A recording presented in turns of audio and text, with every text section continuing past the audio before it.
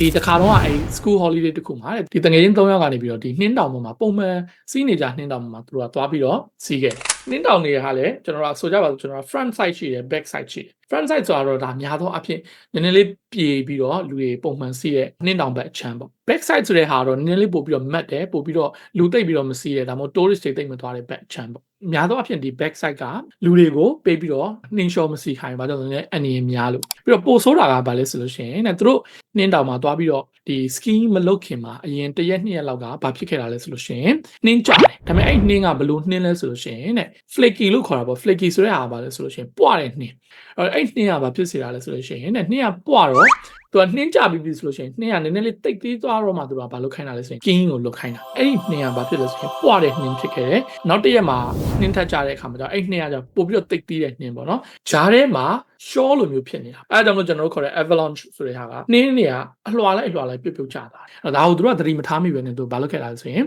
ဒီတငယ်ချင်း3ယောက်က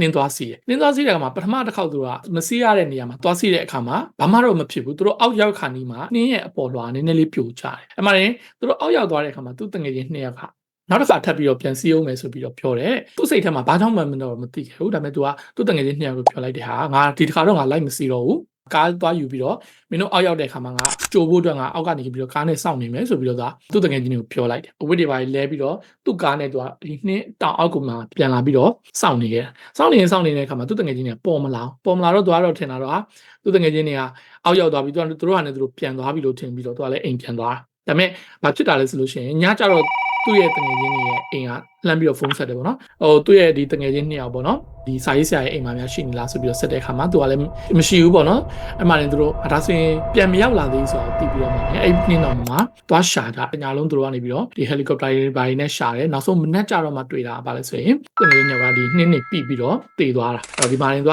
ဘာလေးကိုပြောတာလဲဆိုရင်တကယ်လို့များပေါ့နော်အဲ့ဒီအချိန်မှာသူကမလိုက်တော့ဘူးလို့မပြောခဲ့ဘဲနဲ့သူကိုယ်တိုင်လည်းလိုက်သွားလိုက်မယ်ဆိုလို့ရှိရင်သူကိုယ်တိုင်လည်းသူ့တငယ်ချင်းတွေလိုမျိုးပဲတည်သွားမှာပဲဘာဟုတ်သွားဆိုလို့ကျွန်တော်လည်းဆိုလို့ရှိရင်ဒီကျွန်တော်တို့ရဲ့နေ့စဉ်လုပ်နေတဲ့ decision တိတိလေးတွေကတဲ့ကျွန်တော်တို့ကဘာမှသာမဖြစ်လို့ကြီးမားမားသာမဖြစ်လို့ပုံမှန်ပဲလို့ထင်ကြတာဒါပေမဲ့တစ်ခါလေကြာလို့ရှိရင်ကြီးမားမားတစ်ခုဖြစ်လာလို့ရှိရင်နောက်ဆုံး decision တိတိလေးတွေကနေပြီးတော့ဘာဖြစ်သွားစေတာလဲဆိုလို့ရှိရင်ဒီအနာဂတ်မှာပဲဖြစ်ဖြစ်လာပြီးတော့ future consequence တွေနဲ့အကြီးဖြစ်သွားစေနိုင်တယ်ဆိုတဲ့ဟာကိုသတ်ဖော်ပြတာ